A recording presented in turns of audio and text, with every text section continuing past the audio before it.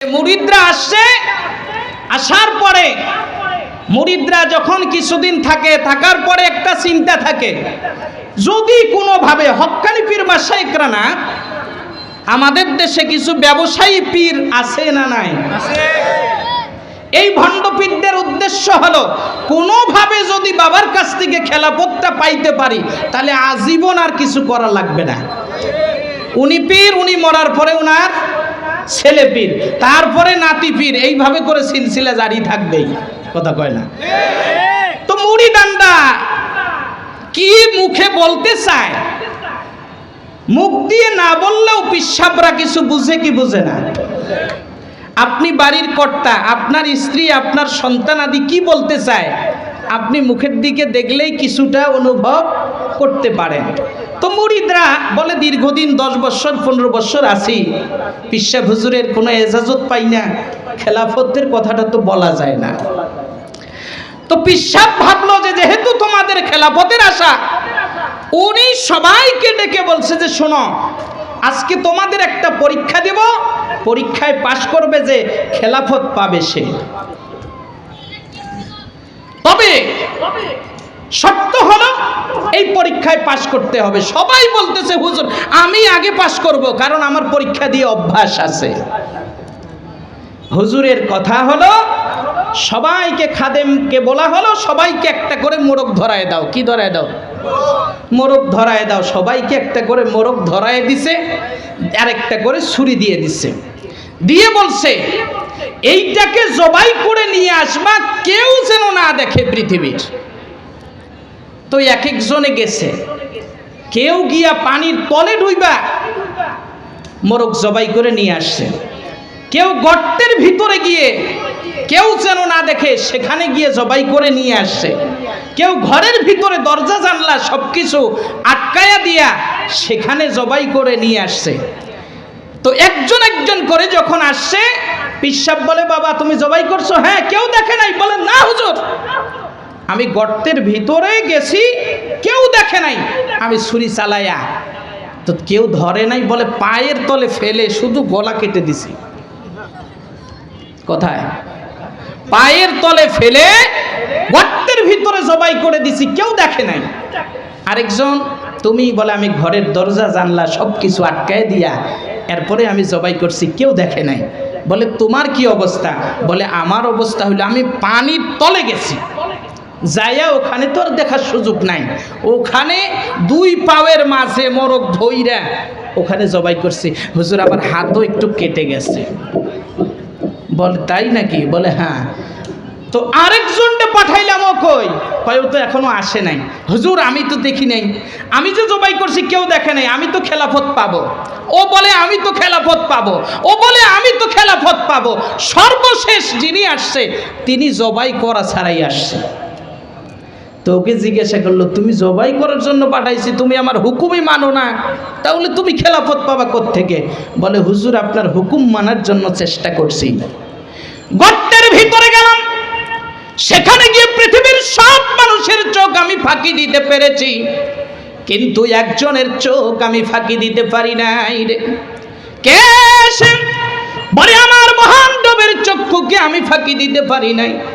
এখান থেকে আমি পানির তলে গেছি, ওখানেও সমস্ত মানুষের চোখ আমি ফাঁকি দিয়া জবাই করার জন্য ছুরি যখন চালাবো তখন মনে হয়ে গেল এই পানির ভিতরে তো দূরের কথা, এত বড় মোরগের গলায় ছুরি চালানো তো দূরের কথা, ক্ষুদ্রতম প্রাণী এই অতল গব্বরে যেখানে আছে সেই প্রাণীর খবরও যে আল্লাহ আমার নেয়, সেই প্রাণীর খাবারের ব্যবস্থা যে আল্লাহ করে, তার চোখে তো এখানেও আমি ফাঁকি দিতে পারবো না।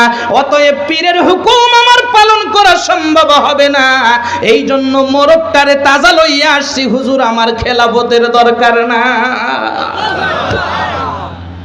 আল্লাহর ওলি ডাক দিয়া বলে বাবা ওরা যেহেতু দুনিয়ার মানুষের চোখে ফাঁকি দিতে পেরেছে, আল্লাহর চোখে যে ফাঁকি দেওয়া যায় না, এই ইমানে কি ওদের ভিতরে নাই? ওদেরকে খেলাফত দিলে শুধু অন্যের বাড়ির মোরগ চোখে পড়বে, মুরিদের গরু চোখে পড়বে, মুরিদের অর্থ সম্পদের দিকে নজর পড়বে। আর তুমি যেহেতু মোরগের গলায় ছুরি চালাইতে গিয়া আল্লাহরে ভুলতে পারো নাই, তুমি মুরিদানের অর্থ সম্পদের দিকে তাকাবা না, তুমি তাকাবা আল্লাহর বান্দা প্রিয় মাহবুব কিভাবে করে পড়া যায়, এই আখিরাতের পথের জন্য চেষ্টা করবে। আজকের খেলাফতের দায়িত্বটা আমি তোমাকেই দিয়ে দিলাম, একটু জোরে জোরে বলা যাবে কি সুবহানাল্লাহ? তাহলে ভয়টা করতে হবে। এই মাহফিলে যেমন আল্লাহকে ভয় করছি, দুনিয়ার জমিনে যতদিন বাজবো, যেখানেই থাকবো, ভয় করা লাগবে কাকে? আর একটু জোরে বলেন কাকে? আল্লাহকে ভয় করা লাগবে।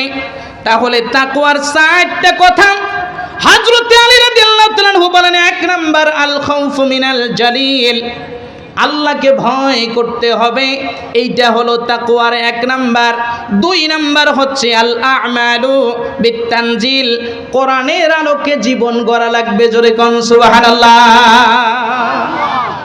কোরআনের বাইরে, ইসলামের বাইরে আমার জীবন চলতে পারে না।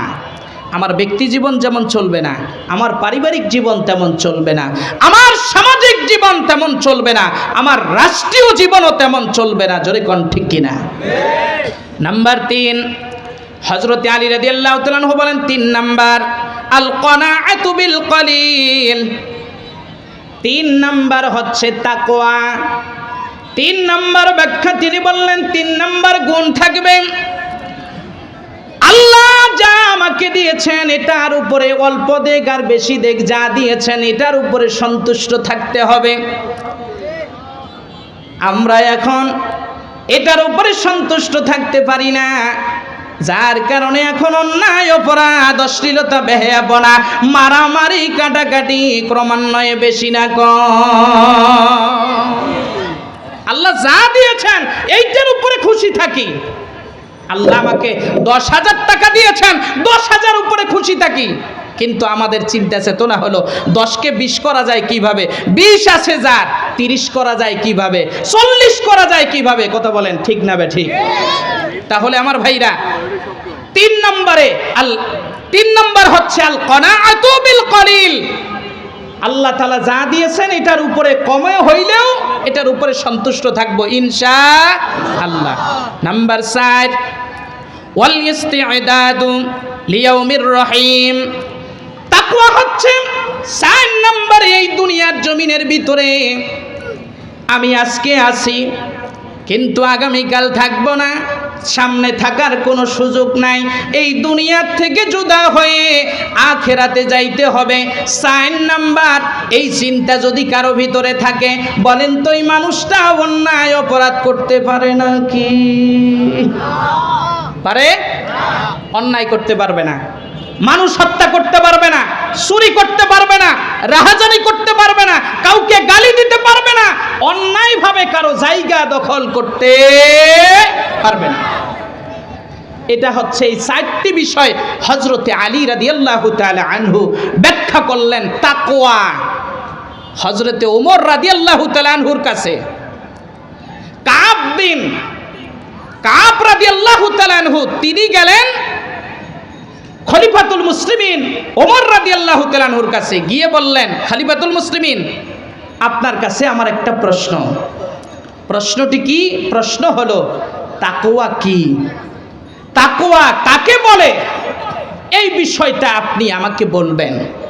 ওমর রাদিয়াল্লাহু তাআলা আনহু কাবকে ডেকে বললেন, কাব তুমি তাহলে শোনো, তোমাকে তার পূর্বে আমি একটি প্রশ্ন করতে চাই। তুমি সংকীর্ণ